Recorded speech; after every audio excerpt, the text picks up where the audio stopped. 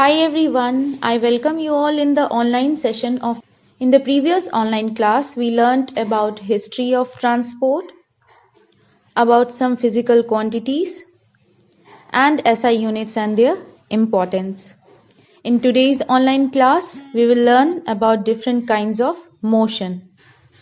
So first of all, take a sheet, a pen, pencil and a scale. Now make a table. In the first column, you have to write the name of objects at rest. And in the second column, you have to write the names of objects in motion.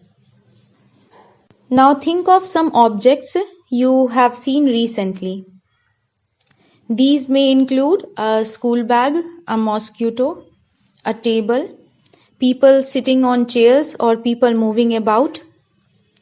The list may also have a butterfly, a dog, a cow, your hands, a fish in water, a house, a piece of stone, a ball, a bat, a moving train, a sewing machine, a wall clock or the hands of a clock. Make list as large as you can. Now tell me which of these are moving and which are at rest. How did you decide whether an object is in motion or at rest? You might have noticed that the bird is not at the same place after some time, while the table is at the same place. On this basis, you may have decided whether an object is at rest or in motion. Now let's look at the motion of an ant closely. For this, you have to select a place where you find ants. Spread a large sheet of white paper on the ground and keep a little sugar on it. Ants are likely to be attracted to the sugar and you will find many ants crawling on the sheet of paper soon. For any one ant, try and make a small mark with a pencil near its position when it has just crawled on the sheet of paper. Keep marking its position after a few seconds as it moves along on the sheet of paper. After some time, shake the paper free of the sugar and the ants. Now connect the different points you have marked with arrows to show the direction in which the ant was moving. Each point you have marked shows where the ant moved to in intervals of a few seconds. Motion seems to be some kind of a change in the position of an object with time, isn't it? In the previous activity, where did you place objects like clock, a sewing machine, or an electric fan in your grouping of objects? Are these objects moving from one place to other? Yes or no? No. Do you notice movement in any of their parts? The blades of the fan or the hands of a clock, how are they moving? Is their movement similar to that of an ant or a train? Let us now look at some types of motion to help us understand these differences.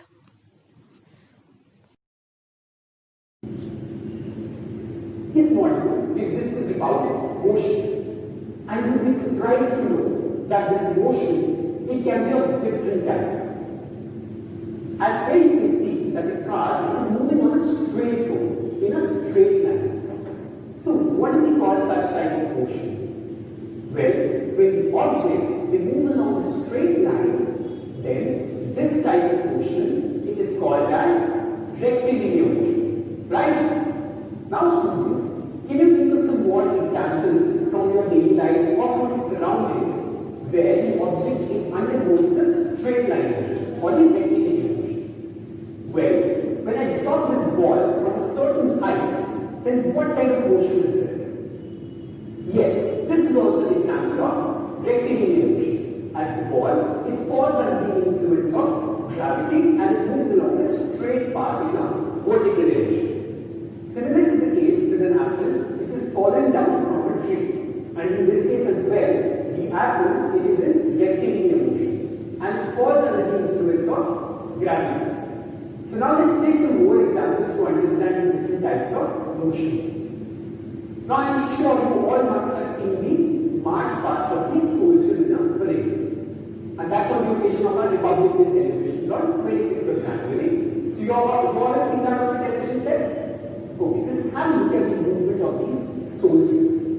So this parade is moving along a rectilinear path, or in other words, we can say that the soldiers, they are in a rectilinear motion. Now similar is the case when the lift, it moves up or down, or when the sprinters in a 100-meter race, they move along a straight track, then both these kinds of motions, they are also examples of rectilinear motion. So this is all about the rectilinear motion. Now besides this type of motion, can we think of some other types of motions as well?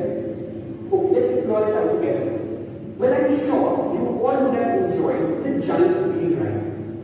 And if not, then it's time to visit an amusement park and go for a giant wheel ride. And I'm sure you would definitely love this ride. So students, if you carefully look, then you can see that this amusement ride, it consists of a rotating circular platform with seats for each rider. And if you focus on one particular rider, then you can see that he's moving along the circular path and he comes back to the exact place from where he had started. So what do you think? Which type of motion is this? And is it correct to call this motion a rectilinear motion? Well, we studied that a rectilinear motion is a type of motion where the objects, they move along a straight line. And do we see any straight line motion taking place here? Well, in this example, you can see that the rider is not moving in a straight line. Instead, he is moving in a circular path, where the distance of each rider from the hub of the wheel, it remains the same. Thus, this type of motion has a special name which is known as circular motion. Now let's understand more about this motion by doing a simple activity. So here I've got an eraser which is tied to an inextensible thread. And now what I'm going to do is I'm going to whirl it. And you just have to observe the motion of the eraser.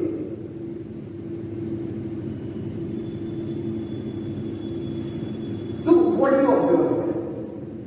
Well, you can see here that the eraser moves around a circular path. And the distance of the eraser at each point from my hand, it remains nearly the same.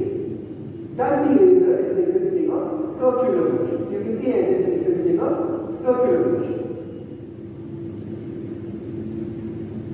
Now I'm sure many of you would be thinking that what causes the body to move in a circular path, just like this eraser was moving in a circular path.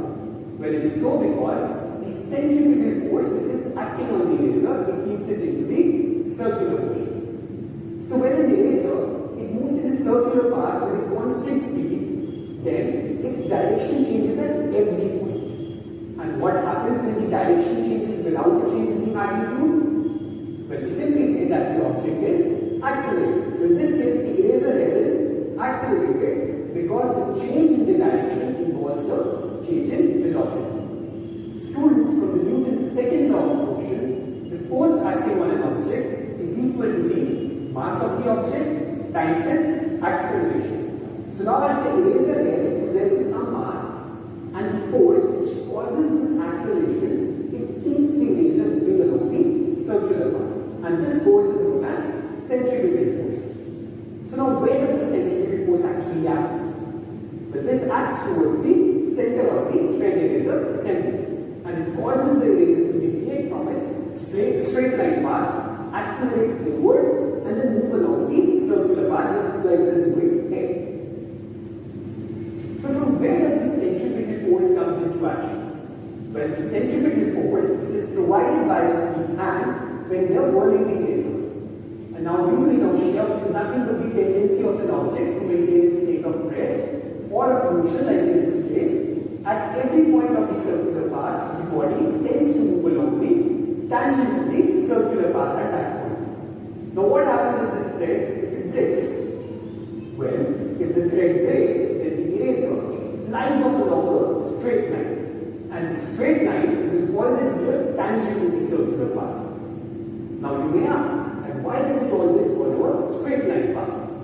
Well, it is so because when the thread breaks, the centripetal force is no longer provided by the string or the thread that we are holding in the hand. Thus, the eraser, it moves in a straight line tangential to the circular path. Now, can you give me some more examples of circular motion from your daily life? Okay, so just carefully observe the movements of blades of this fan head and the hands of the clock head. And if you just mark a point anywhere on the blades of the fan, or let's say in the case of the clock, then you can see that the distance of this point from the center of the fan or from the center of the clock, it will remain the same as each of them rotates. Now the motion of a point marked on the blade of a fan or on the hands of the clock, they are nothing but examples of circular motion. Similarly, the motion of a satellite around the Earth, it is also an example of circular motion. And how is it classified as a circular motion? Or what causes or exerts the centripetal force in this case? So here, the gravitational force between the Earth and the satellite, it provides the necessary centripetal force which keeps the satellite in a circular motion around the Earth. So till now we have discussed about the rectilinear motion and the circular motion. Now we are going to discuss about one more type of motion, and that is periodic motion. So students, by the name itself, what do you understand by this term periodic motion? Well, when an object it repeats its motion after equal intervals of time, then an object is said to be in periodic motion. Now let's explore this type of motion by taking a few examples. So again here I am going to take the thread and the eraser assembly that we had taken earlier, and now I hold it like this. Now if I move the eraser to one side with my other hand and let it go, then it keeps on moving in this way, and it will go over and over again. So this makes our simple pendulum. And what do we call such type of motion which the eraser is exhibiting here? Yes, this type of motion is known as periodic motion. Now more about this type of motion we will study in our next module. So with this I end this module, and in our next module